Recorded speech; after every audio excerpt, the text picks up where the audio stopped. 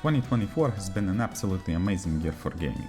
I've dived into everything, from fresh new releases to beautifully remastered classics, jaw-dropping remakes, and sequels to some of the most beloved franchises. Like many here on YouTube, I've put together a list of games I enjoyed the most. This isn't a list of the best games, and not all of them were released in 2024, but these are the games that left an impression on me. Ones I will remember far beyond their release dates. But enough with the intros, let's dive into the first entry.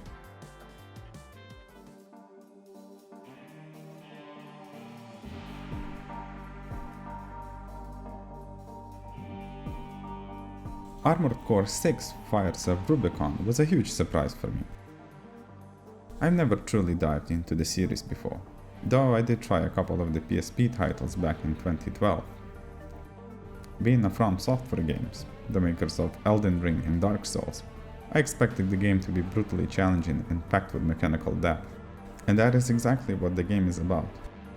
Yet what sets AC6 apart is its mission-based design, which I didn't realize I'd missed so much. The last mission-focused game I really dived into was Super Mario 3D Land on the 3DS. It reminded me that not every game needs to be open world or open-ended. A tightly designed experience with clear objectives allows for a more focused, inventive design, and AC6 takes full advantage of this structure. A huge part of the game's appeal is its customization. Every mission feels like a puzzle, where you need to pick the right tools for the job. For example, when you're up against a slow, heavily armored behemoth, you'll want something that packs a serious punch. On the other hand, fast enemies might demand agility and precision weapons. The mix of strategy, experimentation, and action prevents the game from being rigid in terms of gameplay. Yet, what surprised me the most was how fast and different the combat felt. I expected to hide behind the shield like in some of From's previous works, but instead, I felt like a true mech pilot, strategic, fast, and always adapting. Overall, it's a thrilling experience that kept me hooked till the very end, and I urge you to try it out. Who knows, you might be pleasantly surprised.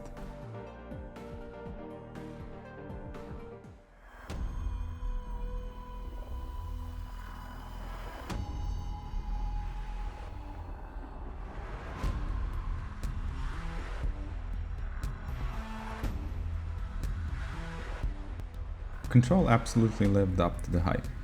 I've been a fan of Remedy Entertainment since I was 12. I remember when I visited my older brother to check out his new shiny PC. The first game he booted up was the original Max Payne, and I was completely blown away by the slow motion bullet time. It was before I saw The Matrix, so it was unlike anything I've ever experienced. From that moment, Remedy was always on my radar. When Control was announced, I knew it was a day one purchase. However, after seeing how it ran on the PS4 at a wobbly 30 FPS, I decided to hold off. Fast forward to 2020, when the new shiny PlayStation 5 was released, news came that the next-gen version of Control was on its way. I decided to wait it out, as I knew the PlayStation 5's Zen 2 CPU could deliver 60 FPS. And I'm glad I did so. I bought a physical copy, booted it up, and I couldn't put it down. They absolutely nailed the blend of satisfying combat mechanics, exploration, and environmental interaction. Whether it was hurling chunks of concrete at enemies or dodging incoming fire, every battle felt dynamic and unpredictable. By the end, I felt completely immersed as Jesse Faden, mastering chaos and uncovering mysteries. Now all that's left is to count down the days until Control 2 releases, and I cannot wait to find out what Remedy has in store for us.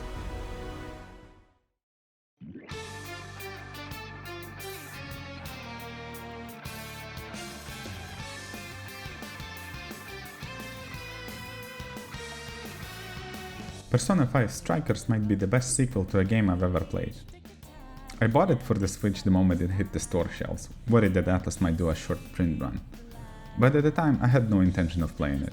I just finished Persona 5 Royal a month earlier, and honestly, I was a bit burned down on the Phantom Thieves.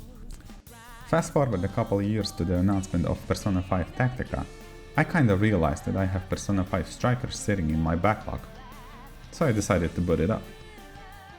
At first, I was skeptical. The pre-release material heavily emphasized the Musou-style gameplay, and I noticed that Shoji Meguro wasn't composing the soundtrack, which made me a little hesitant. But I'm so glad I stuck it out. While Strikers doesn't follow the turn-based formula of the main game, it's packed with enough Atlas DNA to feel like a true sequel. It's a fresh yet familiar continuation of the story, and it ended up being a huge surprise for me. The gameplay loop in Persona 5 Strikers is an exciting mix of fast-paced action and classic RPG elements. As I mentioned earlier, Strikers looks like a Musou game, but with a Persona twist. You can swap between characters, exploit enemy weaknesses, change personas, and even perform an all-out attack. Outside of combat, you'll explore metaverse-like dungeons called jails.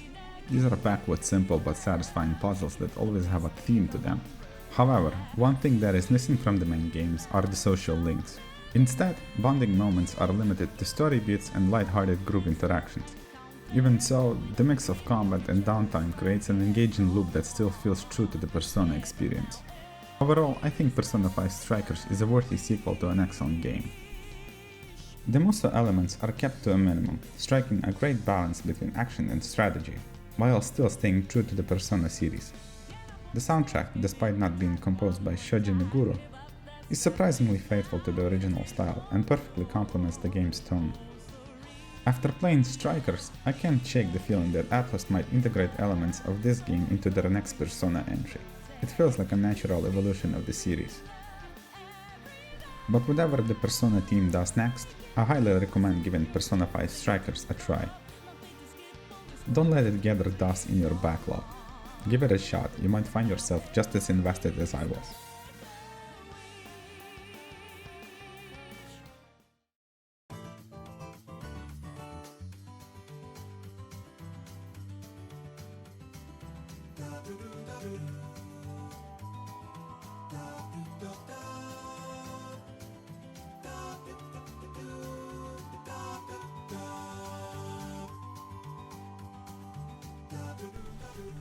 I was never a huge fan of the new Super Mario Bros. Series. They always felt uninspired and repetitive, with heavy, slippery platforming mechanics and a soundtrack that's so forgettable that I, to this day, can't tell one game's music from another. They all just blend together. So when Nintendo revealed Super Mario Bros. Wonder, I was genuinely surprised. This wasn't just another rehash of the new series. It was something entirely fresh. The game felt lively, looked snappy, and thankfully the soundtrack didn't suck. It finally seemed like Nintendo was breathing new life into their 2D Mario portfolio. I picked it up on release date and immediately noticed that mechanically, Wonder is a huge step forward. Gone are the days of worrying about missing jumps, slipping through the cracks. The controls are tight and very responsive. From start to finish, I never said once that I should have made that jump or that slide was unfair. If it was a mistake, it was my mistake. Outside of movement, the game has all the basic power-ups. But the real highlight is the badge system. Whether it's the parachute cap or the crouching high jump, badges cleverly adapt mechanics from the 3D Mario games into the 2D formula. Some even add an extra layer of challenge, keeping things engaging for players of all skill levels. Then there are the Wonder Seeds. These moments completely flip the game on its head, turning levels into creative, rule-breaking spectacles. It feels like Nintendo themselves are cutting loose from the formulaic shackles of the new series. Each seed brings wild screen effects, shift in navigation rules, and even changes the perspective, making every encounter uniquely surprising. All of this is underpinned by a silky smooth 60 FPS at the Switch's maximum resolution. This isn't just Nintendo's 2D platforming at its absolute best, it's a technical and creative triumph. If you haven't played it yet, do yourself a favor and grab a copy. It's fantastic and absolutely worth your time.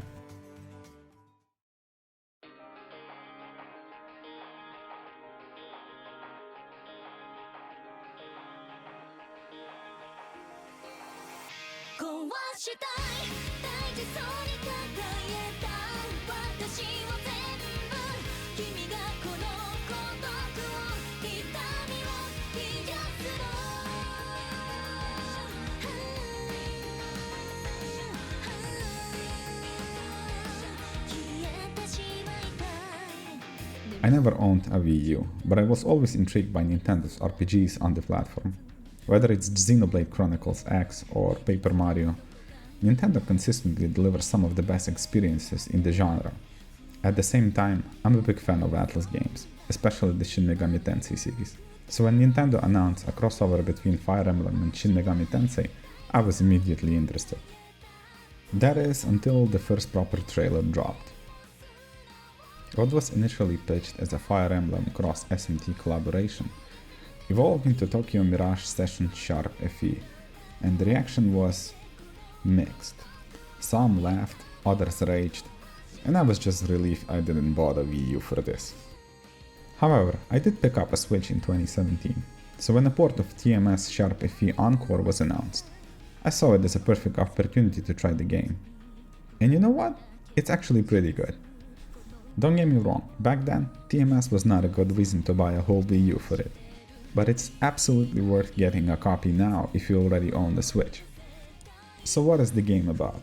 Well, when it comes to the story, there's not much to write home about. Unless you're really into Japanese idol industry, the narrative feels kinda silly and superficial. But honestly, that's besides the point.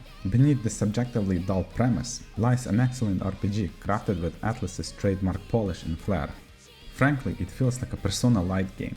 You get all the familiar Atlus staples, like spell naming convention, exploiting weaknesses, satisfying gear upgrades. At the same time, it's not just a carbon copy of their previous work. One of the standout features of the game is the sessions system. This mechanic takes the concept of exploiting enemy weaknesses to the next level. When you hit an enemy with an attack they're weak to, your allies follow up with a coordinated chain of attacks, creating a flashy and highly rewarding combat flow. The longer you build your party and optimize your abilities, the more impressive and devastating these sessions become. It adds a unique layer of strategy and style to the already excellent turn-based combat. In terms of exploration, the game doesn't rely on randomly generated dungeons. Each Idolosphere, this game's version of a metaverse, features a unique theme ranging from Imperial Japan to a local TV station. They are sufficiently different from one another and never overstay their welcome. I genuinely have no complaints here. They serve the plot and mix up the scenery quite nicely. Overall, Tokyo Mirage Sessions Sharp FE Encore is an interesting game that was sadly misunderstood at launch. It's clear that a lot of heart went to its development. Blending Fire Emblem and Shin Megami Tensei can be difficult, but the devs managed to deliver a fresh and familiar experience. It's just a shame it originally debuted on the struggling Wii U. If you have the means, grab a copy and give it a try. It's a charming RPG with plenty of personality that deserves more exposure. Give it a shot, you won't be disappointed.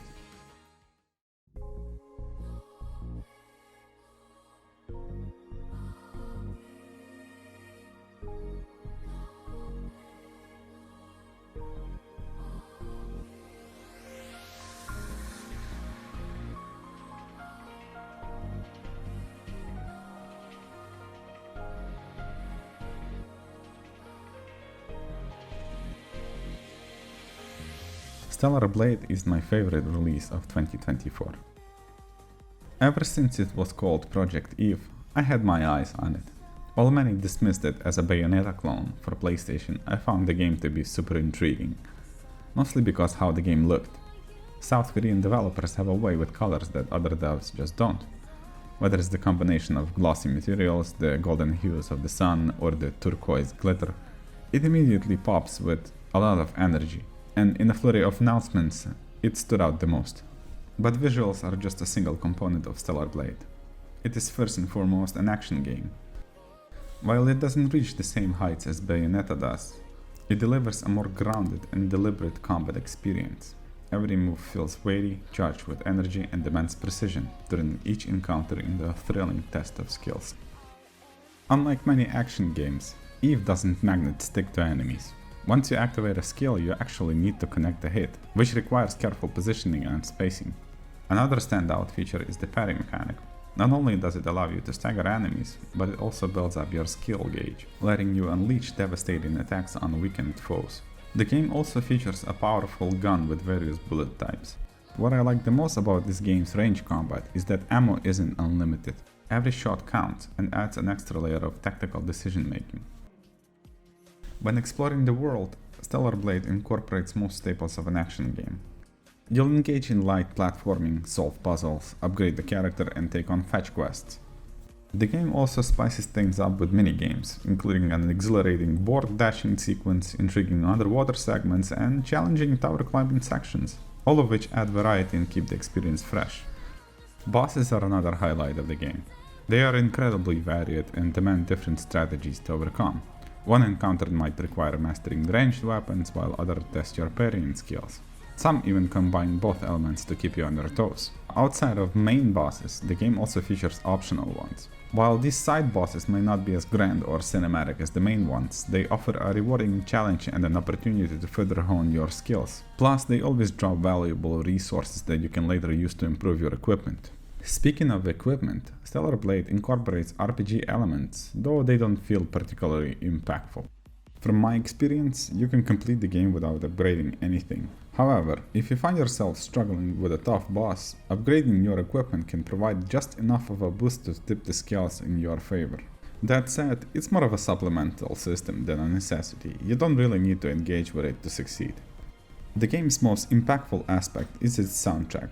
While much of it was composed in-house, a significant portion was crafted by Monaka, a renowned studio led by composer Keiji Okabe, the genius behind Nier Automata.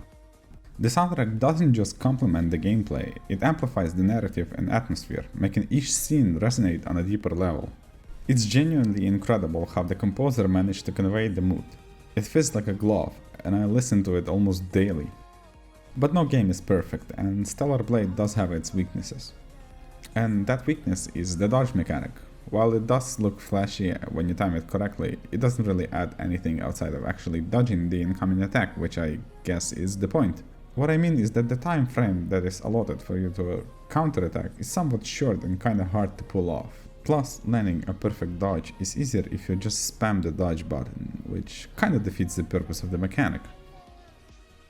Still, Stellar Blade stands out as my favorite release of 2024. It blends captivating visuals, engaging combat, and a memorable soundtrack into a highly enjoyable experience. While it may not fully replicate the combo complexity of Bayonetta or feature the same fast-paced action mechanics as, say, Devil May Cry, it offers a more deliberate and rewarding approach to action gameplay. The precision-based combat and tactical use of ammo bring a unique depth, while the varied bosses and optional challenges provide a satisfying level of difficulty.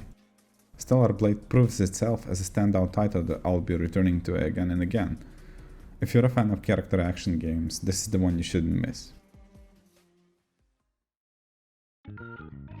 And with that, these were the best games I played in 2024.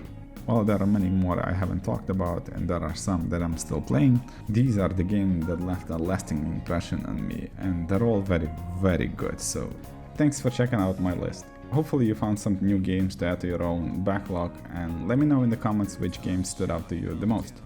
And with that, thanks for watching. Don't forget to like, subscribe, and hit the notification bell for more deep dives into gaming's hidden gems.